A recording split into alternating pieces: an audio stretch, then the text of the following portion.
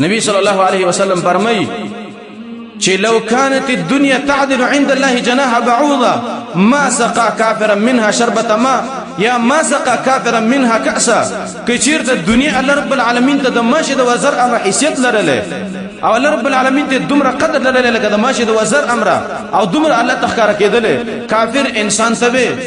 یو ګلاس وبنوي ورکړي. بل روایت کې راغلي چې کافر انسان ته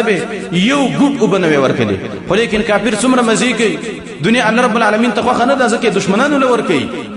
الله رب العالمین خپل دوست دنیا نه ساتي خو لیکن دا انسان په ځان باندې پوي نشي او دا چې په شروع کې است الله رب العالمین د ځان نه خپکی. د دې فاسقانو پاجرانو ملونو ته پس خیدل دي فکر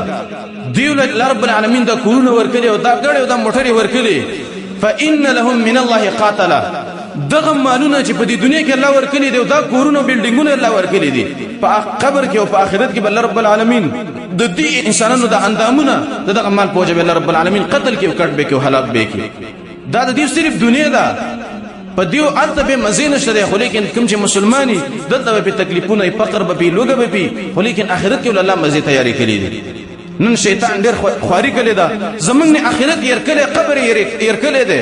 هغه زندگی زمنګ نه ير کړي دا خو لیکن دنیا را مخه ته کړي دا چیرې سبا خرم او سبا کوم کور به څنګه شي دا به څنګه شي دا هر څه مبلغ علم زمنګ دنیا ګرځولې خو لیکن دا نه دي ګرځول فکر. نبی صلی الله علیه وسلم به ویلي مد الدنيا في الاخره الا كما يجعل احدكم اصبعه في اليم فلينظر بما يرجع. وې دنیا د آخرت مقابل کې دسه ده چې پتا سو کې یو تن په دریاب کې ګوته ورخته کی وې دا ګوته دې بیا راځي کې دسه یو تو ګوري چې څومره وبدي ګوته سره ختی د قرنګ د دنیا دا تا چې کوم دی ګوته سره راځي کې دا وبد استاده او نور دریاب دې داستانه خپلېږي کار څومره منډي پسې وي ستا چې کوم عیسی د رب العالمین در رسي نور پس غم مکو نور پس مګرزا په دنیا پس چې دا منډي پس دا انسانان وای هغه آخرت پس ځان له تبا کې ودا دوکي ودړا کې وږي آخرت ځان له تبو برباد کی. علما وای کچیر ته انسان چې د فقر نه څومره ایریږي د غریبۍ نه څومره ایریږي کدومره د الله نه ویری د انسان جنتی دی.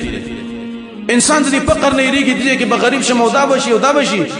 کله چې انسان د فقر نه څومره ایریږي او د غریبۍ نه څومره ایریږي کدومره دا انسان د رب العالمین نه ویری دا انسان د ټکه رب العالمین جنت ته داخلي ادب جنتی انساني کڅومره د فقر نه ایریږي او دومره د رب العالمین نه ویری. نن موږ د فقر نه ایریږو خو لیکن د الله نه ایریږو غریبۍ نه ایریږو چیرې نن موږ سبب څه کوو د رب العالمین یې زمونږه د ژوند شیطان استلې د دین نه ایریږو چې رب العالمین سره فیصله څنګه دا دومره ګناونه موږ مخکې کړی دي د دې حساب رب العالمین ته څنګه ورکو دا زمونږ اساس نه یری دي. خو لیکن دغه فکر کول پکار دي دنیا دوه ورځې ژوندۍ د انسان په ځان باندې پېم نشي ځوانیم په کې تیر شي بوډاتوب په انسان باندې راشي د مرګ په خوله کې ودرېږي خو لیکن دا انسان بیم لګي او د دنیا پسې منډي وي. الله رب العالمین په قران کې په سورۃ الحدید کې د دنیا مثال ذکر کړی دی. الله وی اعلموا بوی شي د امر صيغه ده امر په اکثر مواضع کې د وجوب د پاره الله وی په دې خبره ځان پوی کوي.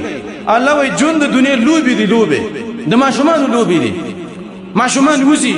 الته کوټنۍ موټنۍ جوړی کی او دا زینت د ماشومان د لوبه جوړ کی کله چې سی پلت یو ورانی کی نو دغه ماشومان ته دغه شینو پیدا ورکړه نه دا ورکړي. اے انسان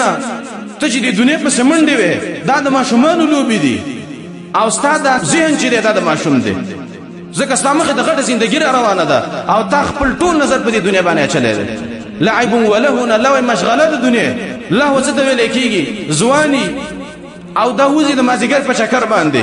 د مازیګر چکر به ځوان ته څه پیدا ورسي او څومره زر تیری کې د مازیګر چکر تقرانګي د دنیا ژوند دی لکه د مازیګر چکر دا انسان ته پیدا نه ورسي.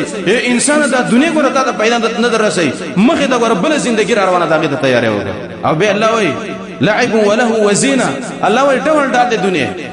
صرف ډول ډالي په دنیا کې نورې څم نه وتفاخر بينكم الله وي د فخرونو ژوندۍ د دنیا یو ما سره دومره ده او بل ما سره دومره ده ما دومره ګټلې ده او تا دومره ګټلې ده خو لیکن مر پراشي است. وتکاثر فی الاموال او تکاثر فی الاموال کې داخله په دنیا کې چیرې څنګه مال ډیر کما الهاکم التکاثر الله وي تاسو د دنیا مینه دومره راغستې وي حتی زرتم المقابر تاسو ګره قبرونه ولیدل په خپل سترګو باندې مړم په خپل لاسونو باندې دفن کړه خو لیکن عبرت هم ته وانه غسته چې سباله په دې قبر کې زسملم